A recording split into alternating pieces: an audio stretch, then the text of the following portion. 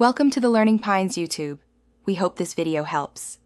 You start right now by confirming your iPhone model and iOS version so you know which battery firmware applies.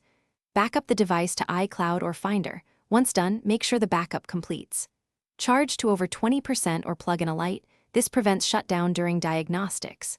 Gather tools, a pentalobe screwdriver and a spudger. These first steps avoid data loss and allow safe disassembly. Do not proceed until backup and charge are verified. Once done with prep, check settings battery health and read the unverified message. Note any serial mismatch. Power the iPhone fully off. Remove the display gently, work slowly to avoid tearing flex cables, and disconnect the battery connector. Document connector positions with clear photos. This helps if connectors look similar. Install a genuine or correctly matched replacement battery, seat it fully, reconnect the battery and display. Then torque screws to original positions before reassembly, so the device recognizes the new component. After reassembly, boot the iPhone and check battery health. A correct install and calibration should show verified status.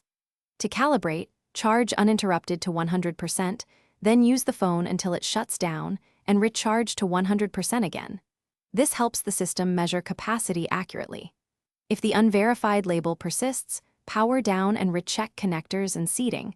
Once connectors are confirmed, consider reflash options if you have tools, or take it to Apple-authorized service.